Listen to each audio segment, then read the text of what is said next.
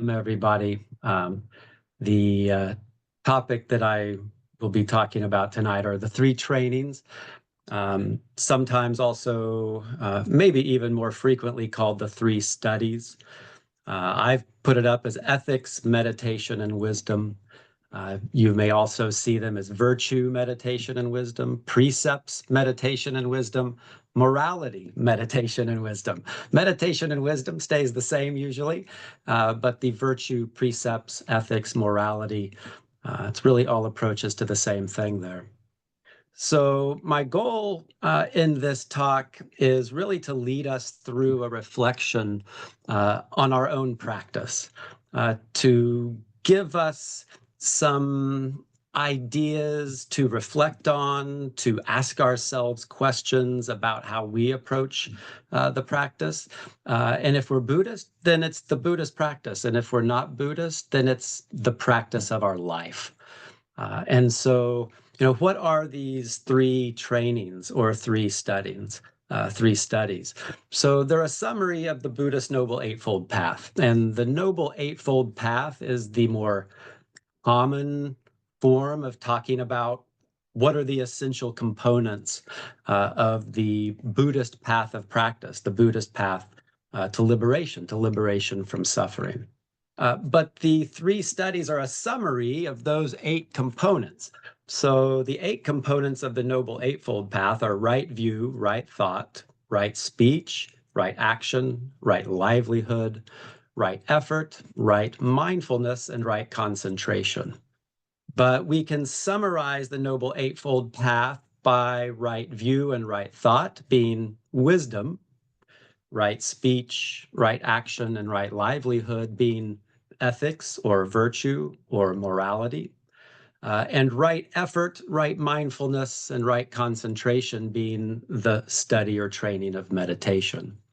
So if we read about and think about the Noble Eightfold Path, we know that all 8 components have to be present in our practice for our practice to be complete, to be well balanced, and ultimately to be strong and stable. And the same thing is true if we look at it from the perspective of the 3 trainings, which is the approach that I'm taking. All 3 components must be present, must be a part of our explicit, intentional approach to the practice for our practice to be whole and balanced, strong and stable. Now, sometimes a person's practice is a bit out of balance. Maybe we're just focused on virtue or just focused on meditation or just on wisdom. And in the West, it's very common for people's practice to be just focused on meditation and wisdom and neglecting the training of virtue. And I'll tell you a little story later about how that was something I got caught in early in my own practice. So all 3 of these are necessary. And they all, just like all 8 components of the Noble Eightfold Path support each other, the 3 components of the 3 trainings also support each other. So just very briefly in that regard, cultivating virtue, how does that support meditation? How does that support wisdom? Cultivating virtue settles the mind, it calms the mind, it gives a sense of joy in the heart. And that calmness, that settledness, and that joy is a very strong foundation for being able to meditate and develop concentration. We'll hear a little bit more about that later. Cultivating virtue also requires that we drop some of our self-centeredness. And wisdom in the Buddhist path is all about dropping self-centeredness. Meditation, I think it's a little more obvious, supports the cultivation of virtue and wisdom. But how does meditation support the cultivation of virtue? Meditation is all about learning how our mind works. It's the study of the mind. And not only do we learn how our mind works, we learn the very subtle art of effectively working with our mind. And if we're going to cultivate virtue, cultivate precepts in an internal, deep sort of way, we definitely have to be clear about what's happening in our mind and be able to work with and shift our mind. And meditation supports wisdom by providing the power of mindfulness and concentration, the ability to see clearly into the nature of self and into the nature of our relationship with the world around us, and what's really going on there instead of the stories we tell ourselves about what's going on there. And then finally, wisdom. How does wisdom support virtue, and how does wisdom support meditation? Well, as we develop wisdom bit by bit, ultimately what we're doing is letting go of our self-centeredness, letting go of self-attachment. And when virtue, well, let me back that the other way, when non-virtuous actions, immorality, unethical behaviors all arise from self-centeredness, loosening and letting that go through wisdom helps cultivate virtue very deeply. And then also that allows us to settle the mind even further due to letting go of the self-attachments that get in the way of our meditation, deepening our meditation as well. So after thinking about this talk a little bit more, after giving Warren the title, I realized I don't think I can talk about all three of these and do them justice in the time that I have. So what I'm going to do tonight, well, now, is focus on the first training, to focus on virtue. And then in further talks, I will focus on meditation and then focus on wisdom. And then there will be a complete series of three that covers them. So what is this first training of virtue? And really the first question I want to start with is why is virtue listed first? So if we look in the Pali Canon, the Theravadan text, the older Buddhist sutras, and I say the Theravadan text, but they're also present in the Mahayana in the form of the Agamas. So these truly are the foundation of all schools of Buddhism. If we look there and we see how does the Buddha train his new trainees? How did he actually train new trainees when the Buddha was teaching in India all that time ago? So what's he start with? He first disciplines his trainees thus: be virtuous, restrained with the restraint of the precepts, be perfect in conduct, see fear in the slightest fault, train by undertaking the training precepts. Guard the doors of the sense faculties. Do not leave the senses nor the mind unguarded. Do not let unwholesome states of greed or ill will invade you. Eat in moderation, not for amusement, intoxication, or for beauty, but for health and continuance of the body. So this is how, when a new trainee came to the Buddha and wanted to train, the Buddha started them in the cultivation of virtue, ethics, morality, and precepts. Why did the Buddha start his trainees in the cultivation of virtue, ethics, and morality? In his own words, thus, I shall be healthy, blameless, and live in comfort. And it's from this position of peace of mind, of stability of mind, and joyfulness of heart and mind that one can really develop meditation and cultivate deeper wisdom. Master Yin Shun, a Chinese Chan master of a earlier generation, wrote that not only is virtue the foundation for all of our practice, but if one pursues meditation without virtue, seeks wisdom without virtue, they'll ultimately go astray and develop incorrect views. So virtue is the foundation of our practice of developing meditation and wisdom, and virtue also points our practice in the correct direction.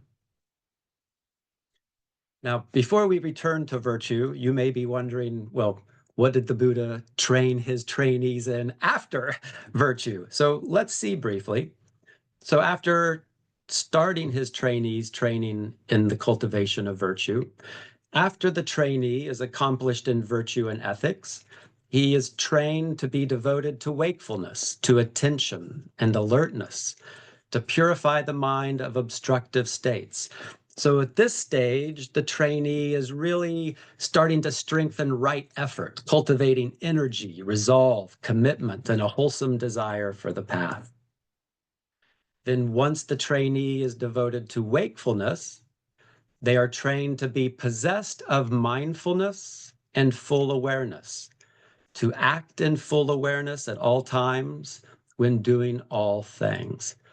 So here begins the focus on meditation, cultivating virtue first, arousing energy second, then focusing the mind on meditation, mindfulness and full awareness. Making mindfulness and clarity a natural habit of the mind through all of our actions. Then the Buddha goes on, or the sutras go on. Once the trainee is established in full awareness, the trainee is directed to go to a secluded place, sit cross-legged, set the body erect, and establish mindfulness. It is directed to abandon the hindrances to meditation. Now, that's where we usually think about meditation, right? Sitting cross-legged. Maybe it's recitation or other methods. But at this point, the focus of the trainee's practice is very much focused on meditation. And then once the trainee has abandoned the hindrances and established mindfulness, they're directed to develop concentration.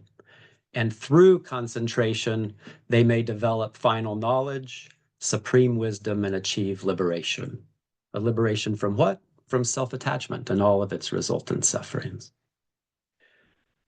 So we've got in there virtue, then meditation, and ultimately supreme or final wisdom.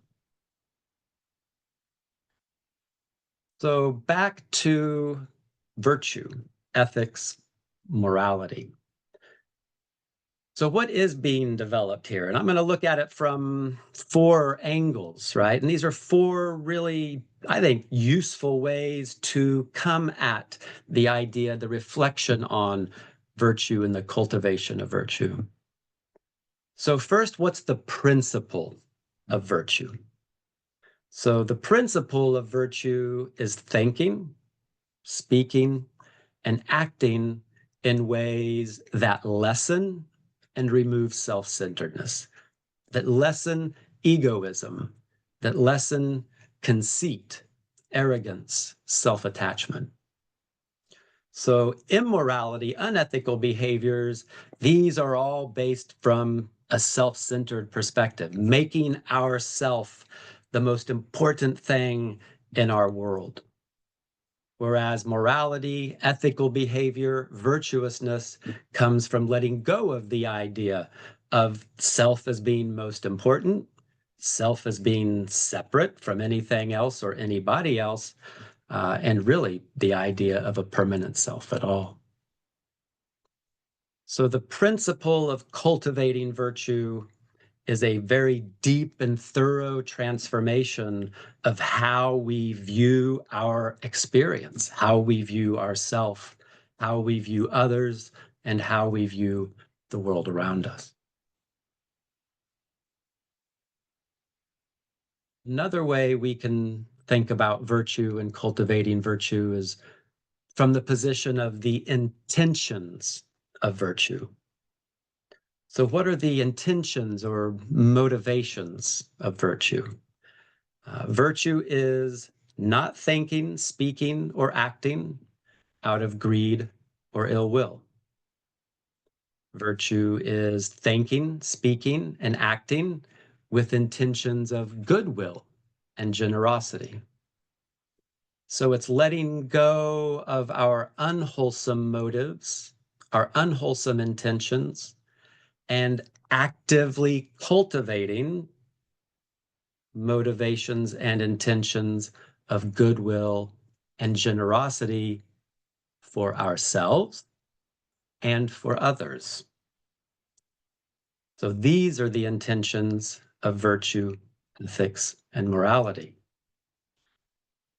And it's a really important part of the Buddhist practice and a really important part of living a good and better life to reflect regularly, clearly, and deeply on our intentions. Are our intentions coming from a place of goodwill? Are they coming from a place of kindness, friendliness, generosity, compassion?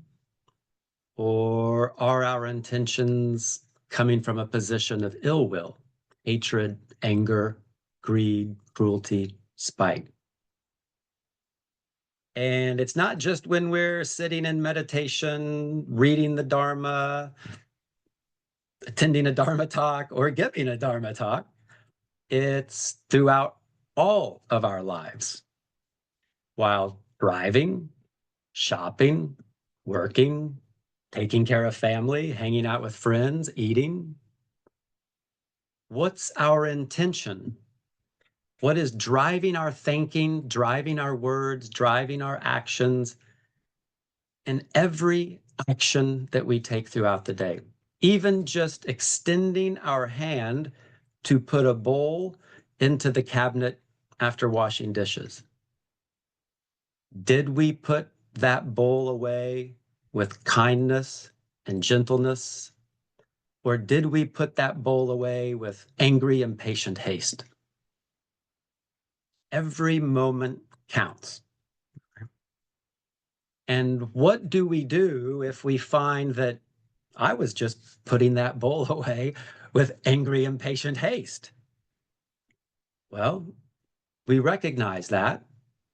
We feel the unpleasantness of that, and we intentionally replace it with kindness, gentleness, calmness, and goodwill. Sometimes we think that if I just don't do the negative intention, somehow the positive intention will come about on its own. But that's not correct. We have to literally cultivate good intentions. The good intentions we have, we cultivate them and grow them further. The good intentions we don't have, we intentionally give rise to them and cultivate them. The very first verses of the Dhammapada, the Buddha says, if with an impure mind a person speaks or acts, suffering follows like the wheels of a cart that follow the ox that pulls it. Think about putting away a dish with impatient, angry haste. Suffering follows in the next few moments, maybe even longer. But if we recognize that and we are able to let go of that and find in our mind and in our heart a kindness, a joy to create this and develop this, then we can put away the next dish with kindness, with friendliness, with love. And what follows, as the Buddha says in the next verse, if with a pure mind a person speaks or acts, happiness follows like a never departing shadow. So we must direct our own mind. We must cultivate our own mind. It's up to us to cultivate virtue in each moment, to give rise to virtuous intentions, to guide our thoughts, our actions, and our speech.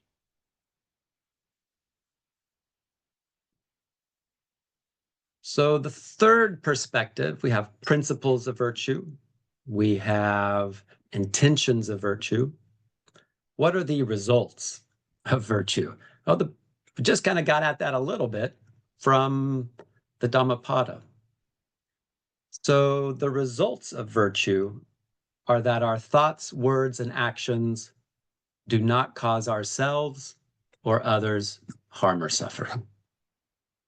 That our thoughts, our words, and our actions actually bring joy, bring benefit, harmony, peacefulness, happiness, security, understanding to ourselves, to others, and to us together with others.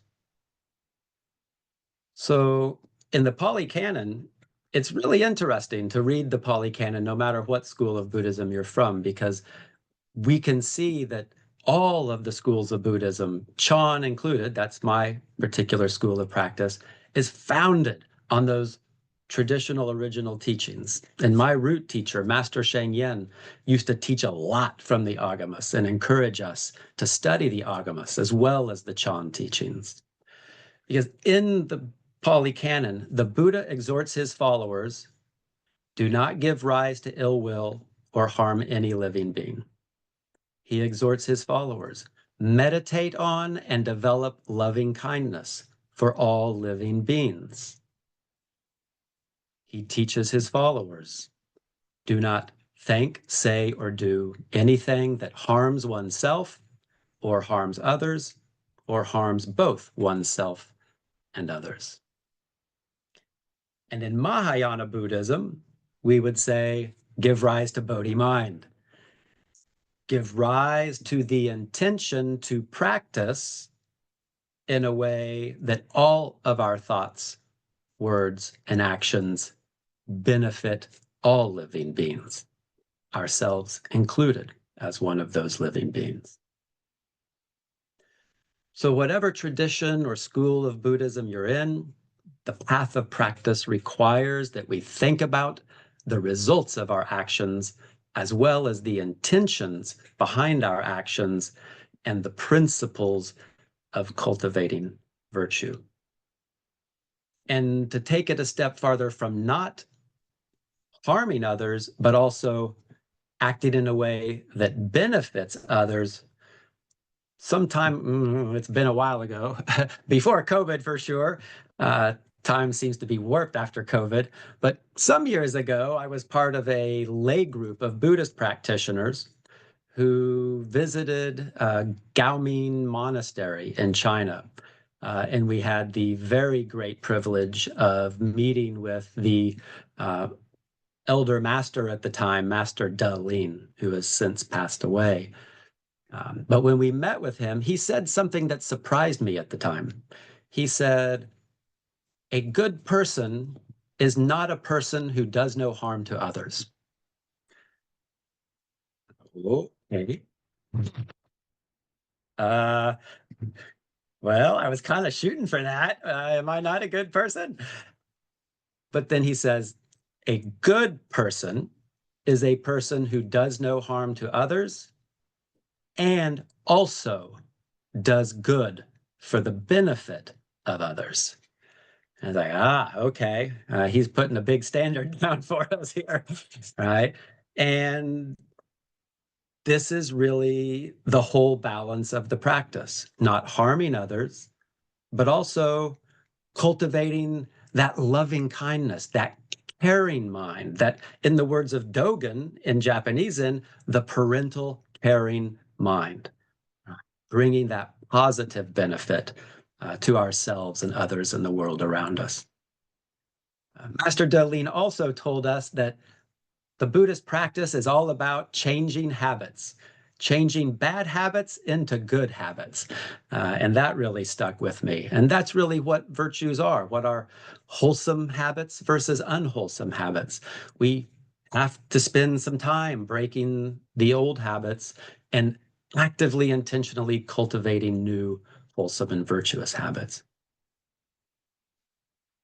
And on this part of, yes, we have to do the work. We're the ones who have to say, what intention do I want to bring into this moment, and to bring it into that moment ourselves and feel it in our hearts and our minds, and then project it through our speech and our actions and our words.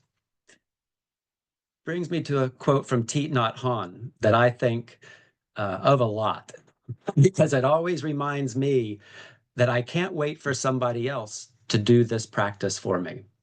Thich Nhat Hanh said, you have to be your own hero.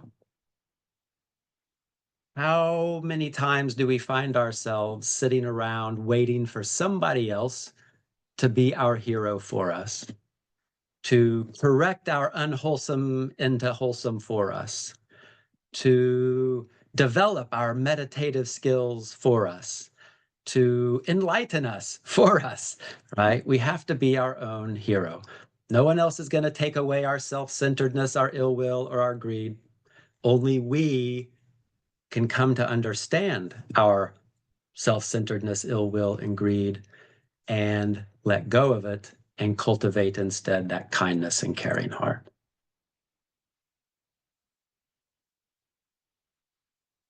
So every moment is a chance to work on this. And there's a really nice traditional approach that can help us uh, cultivate virtues. And that is the teaching of the precepts. So a lot of times that, or this first virtue or training or study, it can be called ethics, it can be called virtue, it can be called morality, and it's often called precepts.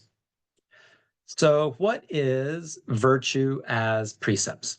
So precepts are, for the monastics, training regulations, right? Regulations and skillful action. But for all of us, lay people included, they are guidelines of conduct. They are meant to help us reflect on ourselves. They're meant to help us think about what are the thoughts in my mind? What are the words that I'm using? What are the actions that I'm taking? So that we can develop virtue as one of the three essential components of a whole and balanced practice. So there, for the lay people, which I assume I'm talking to here, there are 5 precepts, 8 precepts, 10 precepts, bodhisattva precepts. And so I'm just going to put them all into one list and say, okay, what are these precepts that are used as training guidelines for cultivating virtue? And this is what the Buddha referred to when he was talking about cultivating and working with the training precepts.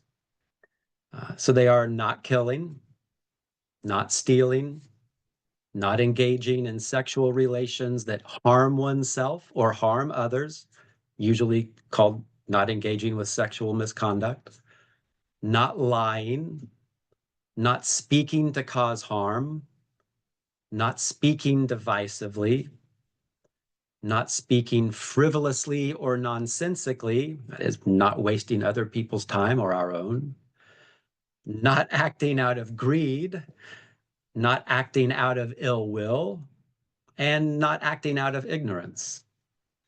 And for many Buddhists, not all, but many, I don't know about most, probably most, but many Buddhists, there's also a precept on not taking intoxicants. Not because taking intoxicants themselves are unethical, but because intoxicants tend to cloud the mind, cause confusion, and often make it easier for people to act in unethical ways.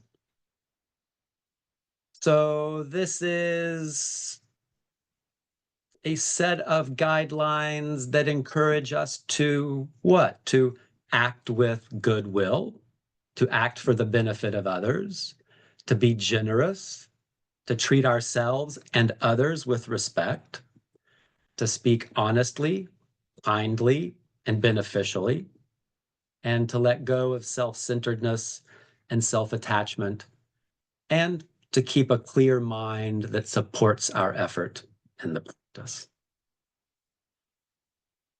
So the goal of these precepts is to develop virtue in a way that completely transforms our relationship to ourselves and others, completely transforms our view of ourselves and others, not just to regulate our behavior. And here's where I'll tell you a story about my practice of the precepts. So Warren noted at the beginning, I've been practicing for a few years. I actually practiced some years before 1995, meeting Master Sheng Yen with a Japanese Soto group as well. And I was one of these practitioners, which is very common nowadays, I think, who came to the practice and focused on 2 of the 3 studies. I focused on meditation and I focused on wisdom. And as far as the whole cultivating virtue thing went, I did my best to follow the precepts, right? And my perspective on the precepts was honestly that I'm supposed to just behave well, restrict myself in this way with the precepts, and somehow mystically, magically, all the unwholesome stuff is just going to take care of itself. Right. Uh, and then one day, I don't remember how many years ago, this was some years ago, two nuns were visiting us, my wife and I, at our house. And one of these nuns is a senior nun and someone who I have a great deal of respect for.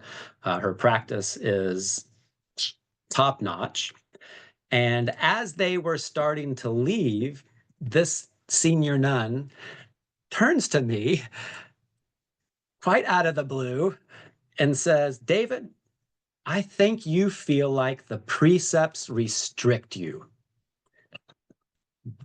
I, uh, I didn't really know what to say, but I had a very strong feeling that something was wrong with the way I was approaching the precepts. And my quite lame response at the time was, well, isn't that what they're supposed to do? And she just smiles. And then we all said our goodbyes because they were leaving. And I was left with that to think about for a while. And let me just make a long story short. That completely dropped a rock into my practice in a tough way, but in a very beneficial way, because it made me, with extended reflection, a lot of hard looking in at what my practice was about, realize that my practice of the precepts had been restrictive because I was just using them to try to force down, ignore, and avoid all the ugly parts of myself while meditating and hoping that suddenly all those ugly parts were just going to disappear. And I realized eventually that that's not the way it works. That the precepts are not a way to suppress, restrict, avoid oneself, the ugly bits of oneself, but that the precepts are, in fact, fingers pointing into ourselves, telling us to get to know ourselves better, to be more honest with all of our habits, the ugly parts too, and that in order to do that, we need to approach ourselves with kindness, with caring, with love, with compassion, with loving kindness and friendliness.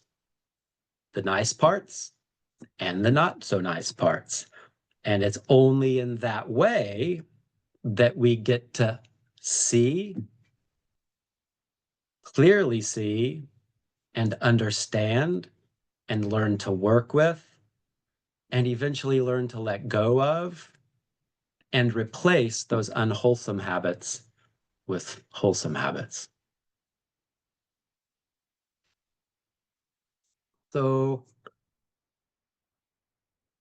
let me return again to why start with virtue.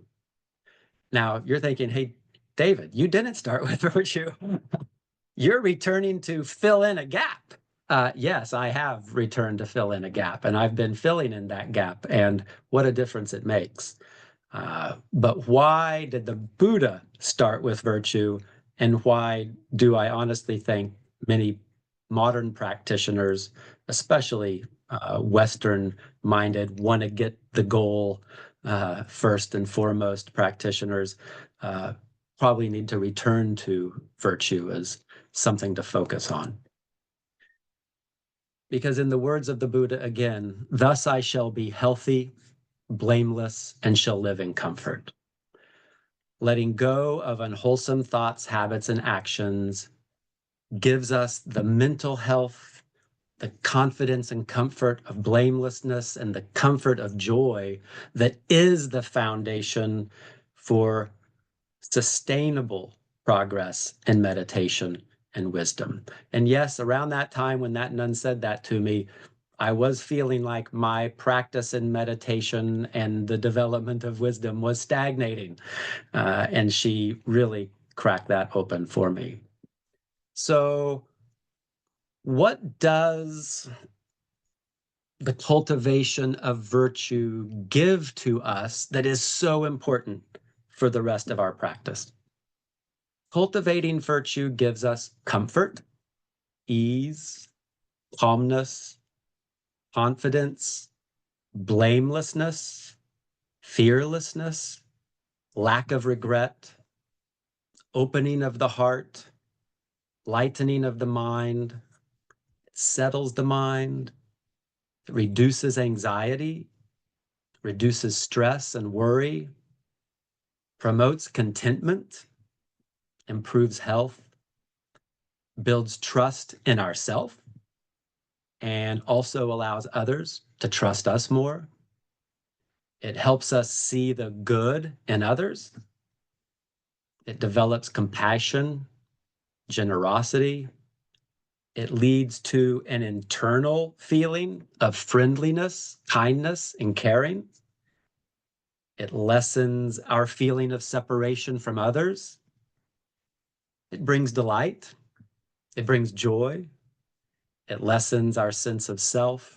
It loosens our self-centeredness, reduces our self-attachment. It makes us more peaceful. It makes us feel happy. Those in themselves are worth the result, right? Who needs meditation and wisdom? That sounds wonderful. But all of that is what's going to provide a really strong foundation for our meditation and wisdom. The Buddha said about those things, these things, the cultivation of virtue, conduce both to a pleasant abiding here and now and to mindfulness and full awareness. Nagarjuna said, morality, for example, generosity, brings delight to the heart, delight to the mind. And he goes on account of delight, one is able to develop unity of mind. And with the unity of mind, one proceeds to contemplate the profound truths and becomes able to gain realization on the path. Master Yin Shun wrote, the study of the precepts is the skillful means for meditation. It is the foundation for the practice of meditation and a necessary preparatory work. Because keeping the precepts eliminates agitation and regret, makes the mind joyful and the body tranquil, and as a result, the mind can become concentrated. So cultivating virtue is the foundation of a solid meditation practice, a sustainable meditation practice, and the foundation for developing wisdom. Master Yin Shun continues. He says, ordinary people, this was definitely me, only focus on meditation, but do not know that they have to start by keeping the precepts, that is, by cultivating virtue, morality, and ethics. He goes on, not knowing that their body and mind are constantly afflicted and restless like a violent storm, one hopes to suppress it instantly by bending the legs, closing the eyes, and counting the breaths. No wonder it is difficult to attain concentration. Indeed. So cultivating virtue provides the calm, settled, joyful confidence that we need to establish mindfulness and concentration. Now, what about those who are just going for it? Well, Master Yin Shun continues again. He says, even in the case of persons who have some power of meditation, if their precepts are impure, their motives are impure, whatever concentration they achieve becomes deviant. So cultivating virtue builds the settled, delightful, kindness-based foundation on which we can make deep progress in the path. And virtue is the compass, we might even say the moral compass, that directs our mind towards right mindfulness, right concentration, right views, keeps our direction correct and straight on the path, prevents us from going off track. So a few final thoughts to close. I thought this might take an hour, but looks like 45 minutes or so will be it. So a few final thoughts. One thing to think about to end here is that a foundation built on virtue depends on us alone, not on others. If we build it, no one can destroy it. Wealth, we like to build wealth sometimes. Wealth depends on others and the environment, as well as what we do. Fame depends on others. Sensory pleasures depend on others and the environment. But virtue and the benefits of virtue depend solely on us developing our hearts and minds, purifying our hearts and minds. Virtue is a pleasant, wholesome, and reliable storehouse. Unlike wealth, virtue and its results, in the words of the Buddha, cannot be taken away by kings, robbers, fires, or floods. So build your life on a storehouse of virtue, on a foundation of virtue, morality, ethics, and precepts. They're internal, they're yours. Once you cultivate them, you can draw on them, their strength, their power, and their benefits anytime, always. And lastly, be kind, be gentle, be caring for yourself and others. Cultivating virtue, cultivating the precepts, we need to recognize that we will lapse.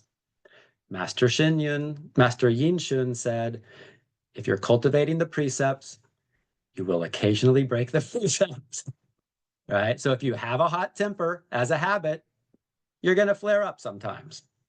If you have jealousy as a habit, you're occasionally going to feel really greedy, wanting something somebody else has. We have to accept this. We learn from this, but we have to be kind and gentle and caring with ourselves, even in those uglier moments, in order to stay with those moments, to see them clearly, to understand them, and to learn how to let them go. The danger comes if we deny our lapses or justify our lapses, hiding them from others, denying them ourselves, or blaming it on someone else or something else. If we get angry, it's our responsibility alone. Hiding from them, denying them, blaming others, those are attitudes that protect our unwholesome habits. So we work with ourselves as we are. We be honest with ourselves where we are. Master Yin Shun said, we will break the precept sometimes. We just have to admit it fully, honestly, and openly, at least to ourselves. So as long as we have this attitude of openness with ourselves and don't try to be something we're not and accept all of those parts of ourselves and look directly at and clearly at and be friendly to all of those parts of ourselves, we can improve. Master Sheng Yen, my root teacher, used to say, it's better to have precepts to break than not to have precepts at all. So remember the principles of virtue, the intentions of virtue, the results of virtue, and the valuable guidance that we can get from the precepts. Study the virtues, train in the virtues. It's as important as meditation and wisdom. Thank you.